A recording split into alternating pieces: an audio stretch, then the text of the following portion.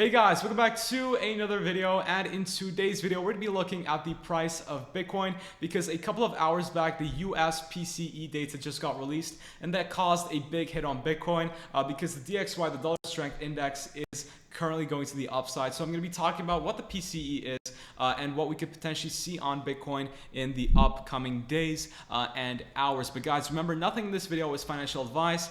This is just my own personal TA only. It could be 100% right, it could be 100% wrong also. So always make sure to do your own research before trading or investing and come to your own conclusions. But however, in the last video, I talked about this potential scenario of we reversing right here because this was a bearish candle setup and I didn't like how this candle looked like on the 1 hourly chart. And then I said that we can potentially come back down to the 50 period moving average. Now that is exactly what happened. If I show you, this was the candle that I was talking about. So this was where we left off in the last video. So here we had a big reversal. We came back down to the 50 period moving average, which was very, very critical, as I said. And then we also talked about this level over here, the $24,132, how it has multiple supports, multiple retests, right? And this was a very critical level to come to. And yeah, we went even below that too. So after we went below the 50 period moving average and came below this level of support, we did fall down even more. So this was a very nice, setup in terms of the TA. However, yeah, for Bitcoin, not nice because we want Bitcoin to go to the upside, of course. And the final thing that I mentioned last video, which I'm going to jump into now, what's going on new, right? So was this wedge. Now on the 4 hourly chart, we were forming this wedge. And the thing that I do not like currently is that we have retested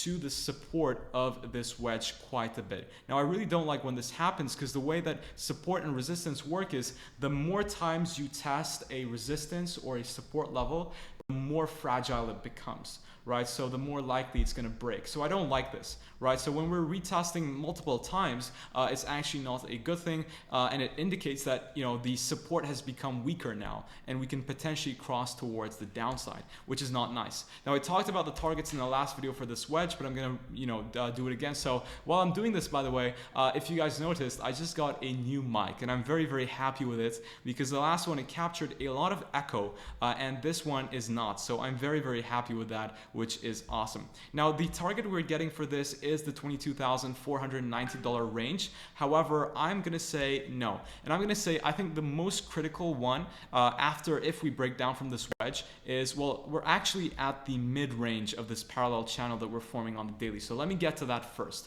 right? So on the daily, we're forming this upwards moving ascending parallel channel, and currently we're at the level, the midline, which is already a very, very important place to be. So this is the first thing. Now the second thing, if I jump back into the 4 hourly, is that I believe the next level would be the 200 period moving average. So this is where we would have to come to before we reevaluate. So that's $23,200. Then I'd say the next big place would be this parallel channel support, ascending channel support, right, which would be at $22,300, which upon, again, we'd have to reevaluate. But if we do break down, I do see this could be potentially what's happening. But let's have a look at our oscillators before we say anything final. Now when we come to the stochastic on the 4 hourly chart, the stochastic is heading towards the downside, which is not nice. If I go to a bit of a macro chart, the MACD just fired a sell on the daily chart, which is absolutely super, super bearish, and the stochastic is heading down. Now this happening on the daily chart is a lot more critical because it is a lot more accurate than lower time frames like the 4 hourly chart. So the MACD crossing towards the downside and the stochastic is pretty bearish for the daily chart, and it could result in a lower move towards the downside. Now I'm going to look finally at the weekly chart to see what the stochastic and the MACD is doing. Well, the MACD is still looking pretty bullish on the weekly chart, and this is not confirmed yet if we're flipping up or down, but currently we're going towards the downside on the stochastic, so it doesn't look very good. However, I did mention this in the last couple of videos, we are getting rejected from this 200 period moving average, 50 period moving average, and this parallel channel resistance, right? And this is the first time that we're seeing this in terms of the bearish crossover, the death cross on the weekly chart. So I would be looking out for that also. But I'm going to talk to you guys about the PCE data, right? So the PCE data is basically the average increase in price of goods in the US. So that's how I would personally put it in, right? So it has come to 5.4%, which is higher than last month's. Right now, if we read this part here, it says a rise in CPI, which you can compare this to. It's pretty similar to the CPI, but it's a little bit different, right? So it says a rise in CPI may lead to a deepened recession and therefore a fall in local currency. Now we are, it says during a recession, right? So if you say that we are during a recession, then yeah, it should have caused a fall in local currency, right? Because we have seen a rise, right? It's now at 5.4%. But when it's not in a recession, it does cause the DXY to increase when we're not in a recession, right? It may. So this is pretty interesting that it caused an upside movement, which I'm going to show you right now. We are crossing above, and I'm going to talk about this very, very soon. So this was a little bit of a shocker. But what also happens, right, when the interest rates increase, which it did the last couple of months, it also causes the DXY to increase because it strengthens the US dollar. When it does increase, it does cause the DXY to have an increase in price, and I believe we saw that FOMC decision somewhere over here, so that did cause an increase in price. But now what's going on is, right, we have made it above the EMA ribbons. I did say the EMA ribbons are super crucial, that we should make it above, right? That I didn't think this would happen, right? I personally didn't think that the DXY would go above the EMA ribbons. However, we are on our way. And something scarier is that the MACD looks like we're going to flip very, very bullish. And potentially, if we close like this, then in the next candle, the MACD would have a bullish crossover. Now, this is not nice, right? Because then this invalidates this head and shoulders pattern, and this is no longer valid, right? So it was not a valid, for it to be valid, would have to have crossed down from here anyways, which I said this parabolic SAR and this resistance would be very, very crucial. So it's no longer potentially going to happen because we are going above this left shoulders, upper resistance. Right, so but we do need this candle to close, and I do want the next candle to close above these EMA ribbons for a confirmation. But if we keep going like this and the RSI is going towards the upside on the weekly, this could cause a significant reversal on Bitcoin, because as I said, Bitcoin and the DXY are inversely correlated, so this is not looking nice, right?